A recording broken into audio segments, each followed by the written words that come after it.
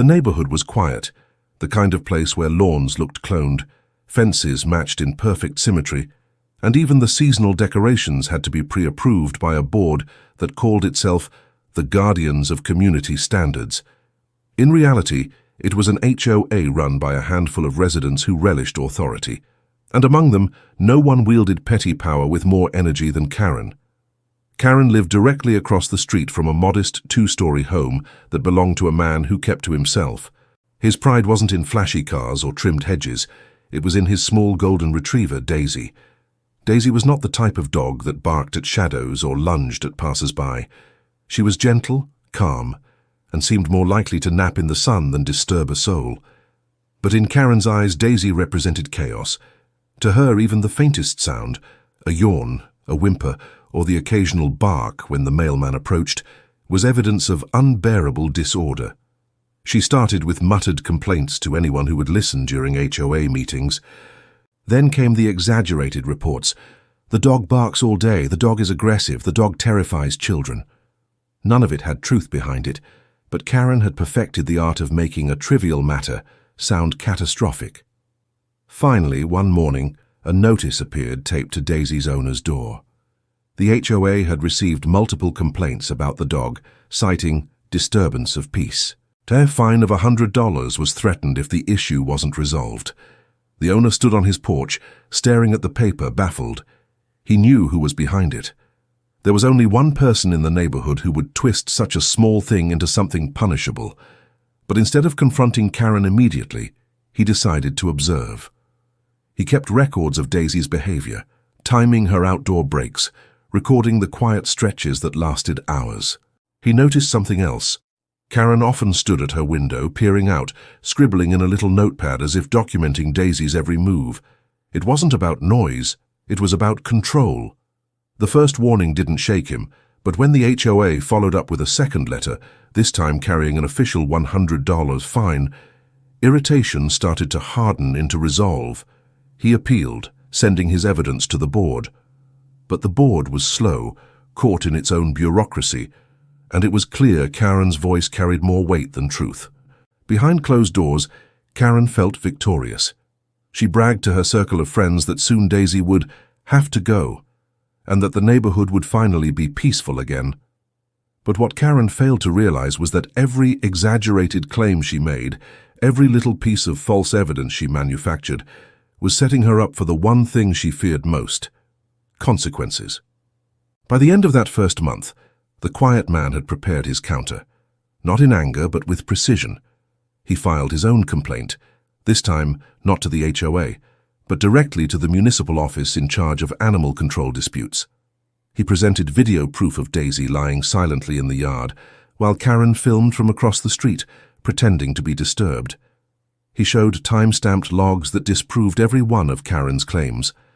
And quietly, without Karen's knowledge, a formal investigation into false reporting had begun.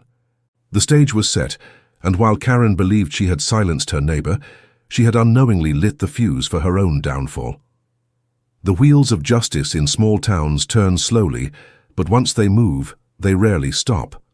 Daisy's owner had submitted his evidence, and soon the HOA board received a notice of inquiry from the municipal office. The board, used to being the final authority in neighborhood squabbles, suddenly found itself under scrutiny. Karen was blindsided. She had walked into the next HOA meeting expecting applause for her persistence in handling the dog issue. Instead, the chairperson announced that a complaint had been filed against her for false reporting. The room grew uncomfortably quiet. Even those who had once tolerated Karen's theatrics shifted uneasily in their seats. Karen scoffed, insisting it was ridiculous. "That dog is disruptive. I have notes, I have proof." But when asked to present her evidence, her stack of scribbled papers looked flimsy compared to the clear, time-stamped video logs Daisy's owner had collected. The contrast was damning. Outside of meetings, whispers began to ripple through the neighborhood. Neighbors who had never minded Daisy started recalling how they had, in fact, barely heard a sound from her. Some even spoke up, admitting they thought Karen was exaggerating. The tide of opinion was turning, and for the first time Karen felt the edges of isolation creeping in. The municipal office conducted interviews, checked noise levels, and confirmed what Daisy's owner already knew. The dog posed no disturbance. But the bigger issue wasn't the false claims themselves, it was the frequency of them. Karen had filed complaint after complaint, wasting official resources. That crossed the line from petty neighbor drama into territory with financial penalties. The HOA board, now under the spotlight, scrambled to distance itself. They announced that any fines against Daisy's owner were suspended pending the outcome of the investigation.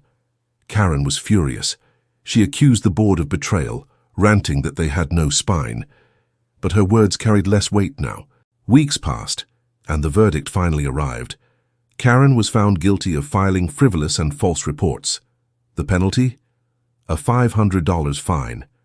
It wasn't the sort of crushing punishment that destroyed lives, but in the microcosm of suburban HOA politics, it was a public shaming of the highest order. The board delivered the news at the next meeting, their tone clipped and businesslike. Karen's face went pale.